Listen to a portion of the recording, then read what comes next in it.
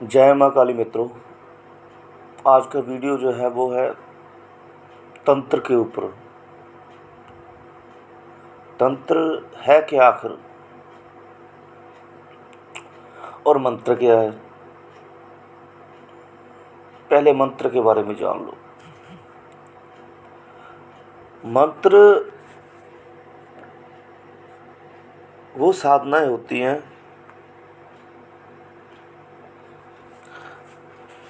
जिनमें मंत्रों का प्रयोग करके शक्तियाँ प्राप्त की जाती है। देवी देवताओं को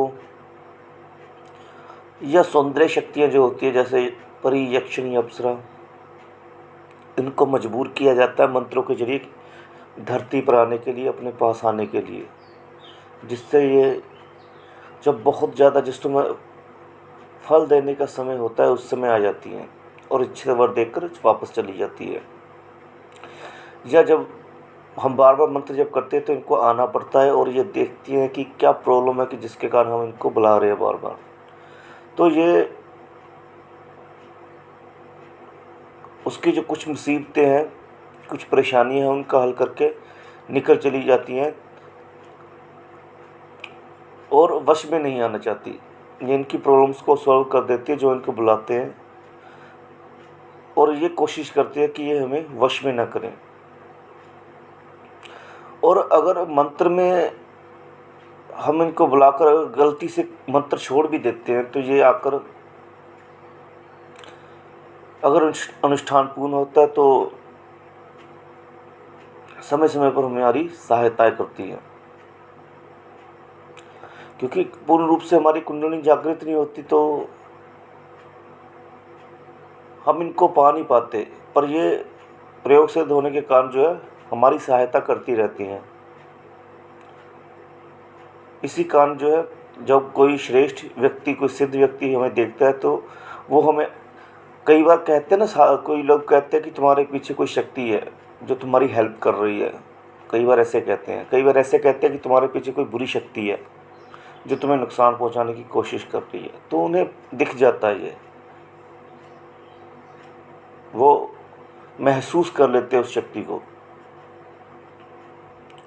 मंत्रों में बचने के चांस होते हैं, क्योंकि जब तक मंत्र कीलित है, उत्कीलित नहीं है, तब तक जो है वो शक्ति हमें हमारे पीछे पूरी तरह से नहीं लग पाएगी। अर्थात हमें हमारे पीछे तो होगी पर हमारे शरीर पर कब्जा नहीं कर पाएगी वो, क्योंकि मंत्र उत्कीलित नहीं होता और उसकी शक्ति इतनी बड़ी हुई नहीं होती कि हमें हमारे शरीर पर वो कब्जा कर सके। ये परी यक्षिणी भूत प्रेत जो भी शक्तियां हैं उनके बारे में भी बता रहा हूँ मैं।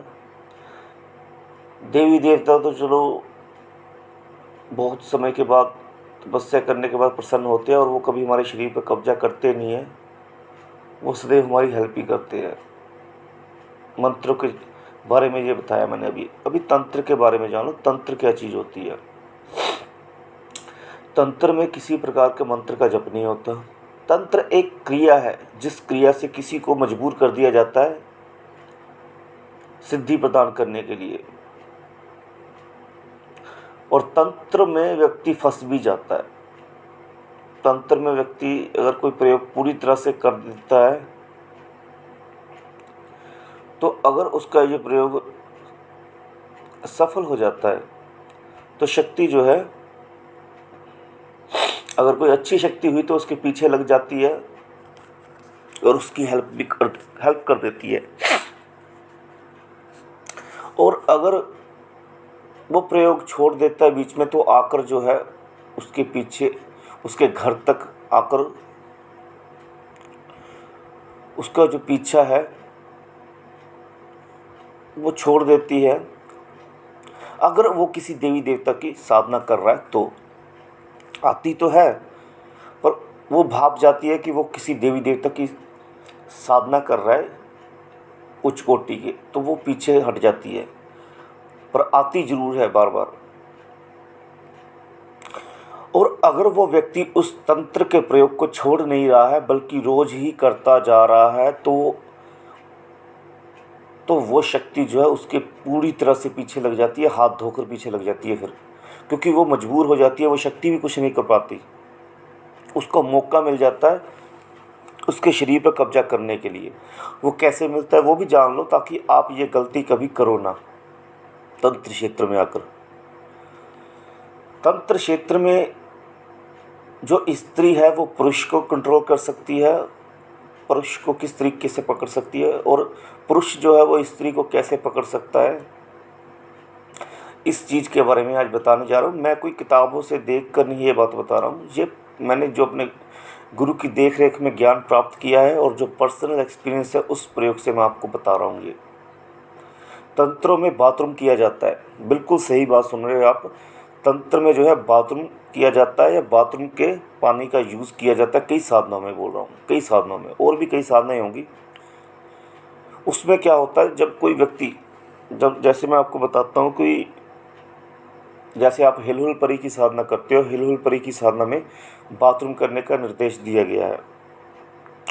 कभी सोचा है आपने कि बाथरूम का निर्देश ही क्यों दिया गया है? वो इसलिए कि जब हम उस शक्ति के, हिलहुल जो है एक ऐसे वृक्ष के ऊपर निवास करती है जो हिलता डुलता रहता है, इसी कारण हिलहुल का नाम पड़ गया।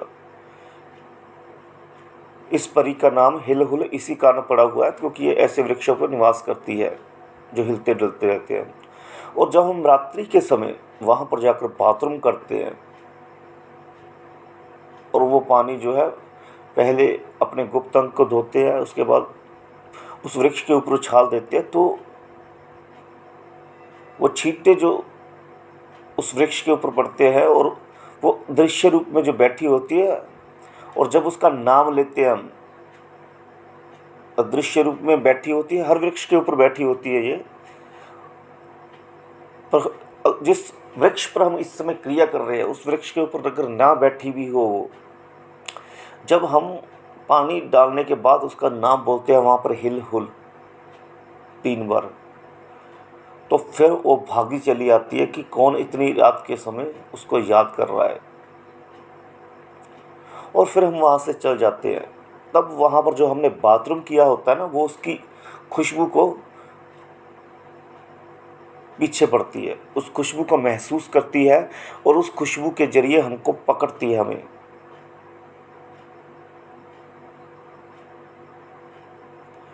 और आपको बताया होगा कि हिलहुल परी की साधना में वो मिन्नतें करने लग पड़ती है। वो मिन्नतें क्यों करने लग पड़ती है? इतनी बड़ी शक्ति, वो मिन्नतें क्यों करने लग पड़ती है, कभी सोचा आपने? क्योंकि अगर ये प्रयोग आप लगातार करते रहते हो तो वो ऑटोमेटिकली जो है आपकी पत्नी बन जाएगी, उसको मजबूर होना पड़ जाएगा आपके पीछे पड़ने के लिए। उसको आपको पति के रूप में स्वीकार करना पड़ जाएगा।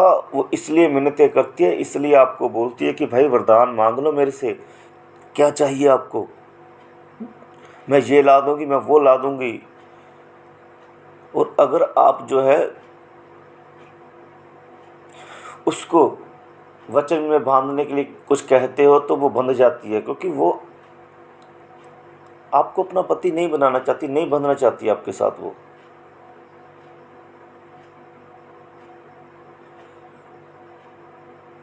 अगर समझ लो कि वो वचन नहीं दे रही है, ऐसे ही चलेगी, तो समझ लो आप क्रिया कर रहे हो, तो फिर वो आपको अपना पति स्वीकार कर रही है।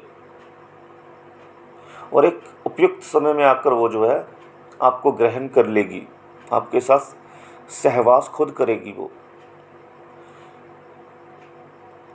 एक समय होता है जिसमें वो आकर खुद बोलती है कि अब मैं हार गई, आप मेरे पति हो, मैंने आपको अपने पति के रूप में स्वीकार कर लिया है, जो बोलोगे मैं करूँगी।